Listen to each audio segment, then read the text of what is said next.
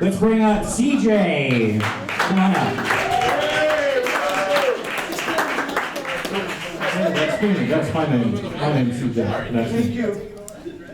Yeah, so like TJ said, never trust anyone that goes by acronyms, by the way. Terrible idea. My name's CJ. I've never tried to be funny in front of a microphone before. I have a very monotone voice. This is a great time to go to the bathroom. And I don't really do like one-liners or like, off-the-cuff humor, but I have lived a very interesting life. I make a lot of bad decisions and learn very few things from them. So I've got a lot of stories. So I'm more of a storyteller kind of guy. And tonight I'm going to be telling you about my international debut on disappointing people I find attractive. So I was in Italy for a conference. And one of the best things about traveling for work is that eventually they have to feed you. And so after the conference one day, there was one of our many conference dinners, but this one was special because all of the young people went one place and all of the old people went another place. And like, I assume the old people one ended at like 7:30 and like they went back to their rooms and counted rocks or whatever they do when they're not working out. But the young people one, it went on for a long time. So we were in an underground bar with like a bunch of long, low tables in a low ceiling place. Unlimited pizza and wine, as you would expect when you go to Italy, right? It was like heaven. It was amazing. And to top it all off, we decided to kind of shuffle the seating order so that people would sit next to people they never sat next to before. And I ended up being sat next to this beautiful Italian woman named Valentina. And she had the misfortune of being sat next to me. More on that later. But so we're sitting there, we get through the usual bullshit questions like, hey, where are you from? What do you do with, the collaboration and all that stuff? And I really wanted to ask the important questions like, what's your favorite dinosaur? And don't you kind of wish Pacific Rim was real? And like, we eventually got to that point, a couple of glasses of wine, a couple slices of pizza, And I'm thinking like, wow, this woman is just like drop dead gorgeous. She's got like long dark hair, chestnut colored skin, almond eyes. I don't know why I'm making all these nuts comparisons. And she was not trying at all to hide her beautiful, thick, juicy accent. Well, she had a nice ass too, but that's the second point. So I'm thinking like, wow, like I'm like kind of crushing on this woman, but I'm like, I've never been attracted to a coworker before. So I'm a physicist. I don't know if you've seen many physicists, but most of them look like me.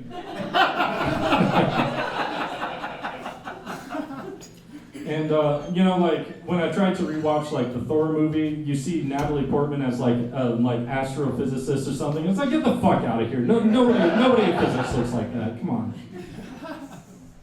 But anyway, this chick was like a solid 8 or 9 out of 10, which is like a physics 11, all right? So, but I didn't know how to approach the subject. Like, do you just say like, hey, you want to go back to my Airbnb and like, wrestle in the bedroom? I've been told I'm really good at wrestling in the bedroom, ladies. Or like, do you say like, hey, I want to pin you against the wall like the weird kid in school's insect collection?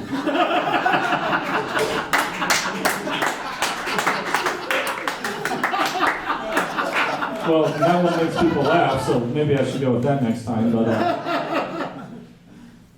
But as I was considering this, tragedy struck. Valentina did what every Italian person will do to every non-Italian person eventually. She told me I was eating my food wrong. I'm a little sensitive on this subject because I like to eat a lot of things you're not supposed to. In a lot of ways, you're not supposed to eat them. And it's like, just leave me alone. Just let me live my life. Like, why do you care that I'm eating a raw eggplant like an apple for lunch? Like, it's fine. Like my boss yelled at me because I was eating the starch packing peanuts out of a package she had received from like a vacuum systems company. And I was like, it's made of starch. It's made from potatoes. If you're not supposed to eat it, why is it made from food? They're biodegradable. They're edible. You know, and he's like, he tells me to stop eating them. It's like, this is how I got through college, man. Like, or like, you know, like, it's like, people tell me like, oh, stop drinking our hand sanitizer. It's like, it's complimentary, Sienna. I'm gonna drink the hand sanitizer if I want to.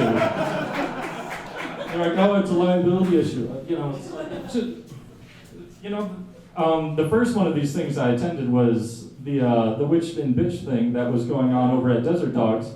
And as I was standing outside of there, this woman from New Orleans handed me a little quartz crystal, which I immediately stuck in my mouth. And you know what she did? Not a goddamn thing, because it wasn't her business. All right? You know, it's like, she gave it to me, it's mine. So anyway, just so you guys understand, I'm a little sensitive about this subject. And so I asked Valentina very softly, what am I eating wrong and how?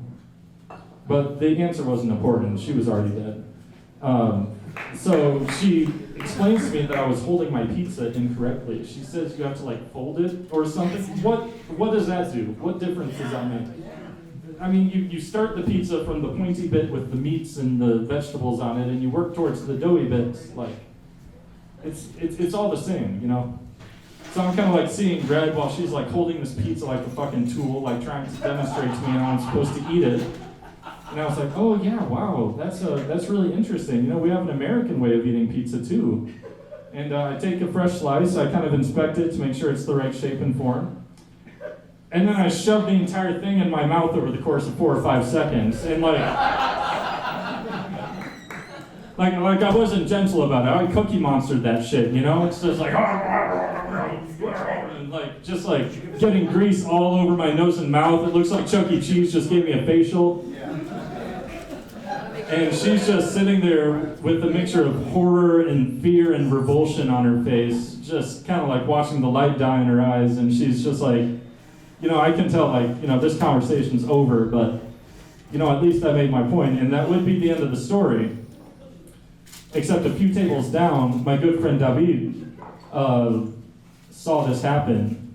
We would be sitting next to each other, except for, you know, we were all sitting next to strangers, and his face was like the mirror opposite of Valentina's. He just like had this look of like boyish wonder and excitement and disbelief in his eyes, like he had just like met the real Santa Claus or something. And so he excuses himself from the strangers he was sitting next to, and he rushes over. He's like, CJ, did you just put that whole pizza in your mouth? And I'm sitting there like,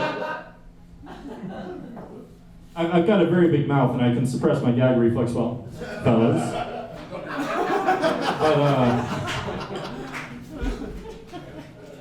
So I'm like trying to figure out how to chew this pizza, and David's like, "Oh my God, you really did just do that!" And he's like, "Hold on, I gotta go find people." And he goes and he finds our German colleagues like Martin and Lucas, and he like goes and finds our Romanian colleague Alex, and he's like, "Oh, you guys have to come see what CJ can do." So then there's like a crowd of like 5 or 6 people around me. I'm not really hungry anymore, but I feel kind of like obligated. And there are like people at the adjacent tables who are wondering what the crowd is gathering for. So I did the only thing I could do really at that point. I picked up another piece of pizza, and like Valentina at this point, she's like, she's just looking like she knows what's gonna happen, and she knows there's no way she can stop it. Just, you know, this feeling of resignation and dread just emanating from her. And I make eye contact with her, and you know, at this point, like there's just grease, like almost from ear to ear. Like it kind of looks like Ronald McDonald and the Hamburglar and Grimace, like all got together and bukkake me. You know, if you don't know what bukkake is, look it up later, and you're welcome. And yeah, that's kind of the end of the story. I mean, I usually end in a pretty disappointing fashion and just walk away, so there really wasn't much else that happened. I went back to my hotel room alone. I stood on my principles, and yeah. And now I'm not allowed back in Italy anymore, so.